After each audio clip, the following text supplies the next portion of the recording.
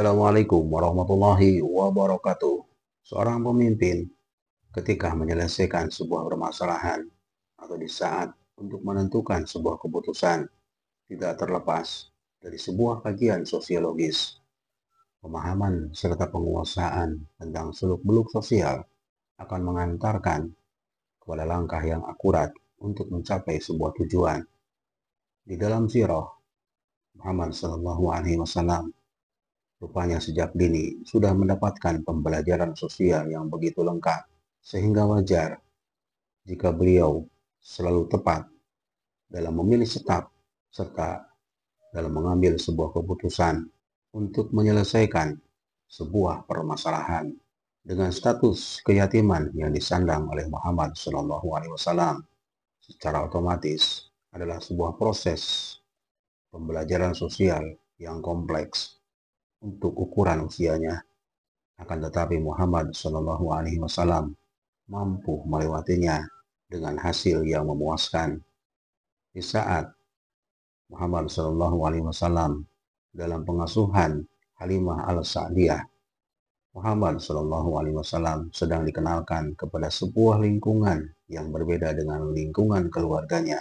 Muhammad Shallallahu Alaihi Wasallam mengenali sebuah keluarga yang bukan dari suku Quraisy, yang memiliki kebiasaan dan tatanan hidup yang tentunya berbeda dengan keluarganya.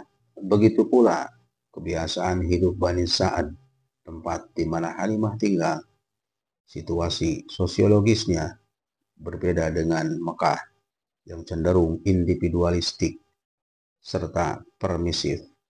Bani Sa'ad identik dengan sebuah pedesaan, sedangkan Mekah identik dengan sebuah perkotaan. Masing-masing tentunya memiliki perbedaan struktur sosial.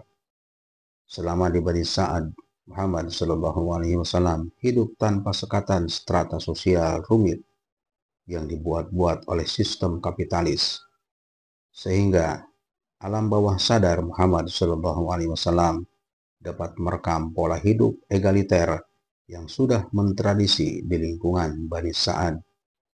Di saat kembali kepada asuhan Aminah, Muhammad Shallallahu Alaihi Wasallam diajak oleh ibunya untuk berziarah ke makam ayahnya yang berada di perkampungan Bani Najjar di Yasrib, yang tentunya keberangkatan ini pun bertujuan untuk menyambungkan tali silaturahim dengan keluarga besarnya di Yasrib.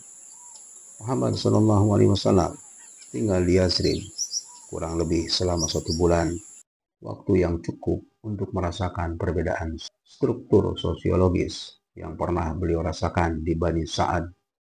Ketika di Bani Sa'ad, Muhammad Shallallahu Alaihi Wasallam bermain sambil menggembalakan kambing, sedangkan di Yasrib, Muhammad Shallallahu Alaihi Wasallam memiliki teman baru yang dikenalnya, serta untuk melatih kemampuan berenang di salah satu oase yang berada di Yasrib.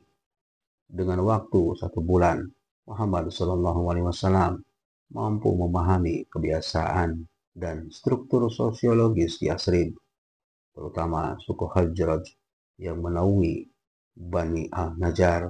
Ketika Muhammad Shallallahu Alaihi Wasallam di bawah tanggung jawab ibunda dan Abdul al-Muttalib, segala keperluan Muhammad Shallallahu Alaihi Wasallam diurusi oleh Barakah. Meskipun Barakah adalah seorang hamba sahaya yang diwariskan oleh kedua orang tuanya, akan tetapi Muhammad Shallallahu Alaihi Wasallam memiliki hubungan emosional yang tinggi dengan Barakah. Sikap egaliter secara jelas hasil dari terpaan episode hidup Muhammad Shallallahu Alaihi Wasallam sebelumnya, baik ketika diasuh oleh Halimah maupun oleh ibunya. Muhammad Shallallahu Alaihi Wasallam memperlakukan Barakah tidak seperti halnya orang-orang Mekah pada umumnya. Muhammad Shallallahu Alaihi Wasallam sangat menghormati Barakah, layaknya menghormati seorang ibu, sehingga wajar jika di kemudian hari beliau pernah bersabda bahwa Barakah adalah ibu setelah ibunya. Di samping itu, Muhammad Shallallahu Alaihi Wasallam mendapatkan pelajaran sosiologis lain. Dalam tahapan ini, Muhammad Shallallahu Alaihi Wasallam dikenalkan atau mengenal tata nilai hidup serta kebudayaan Ethiopia tempat di mana barakah berasal. Bahkan dalam penuturan Al-Bukhari, Rasulullah SAW terkadang menggunakan bahasa Ethiopia untuk hal-hal tertentu.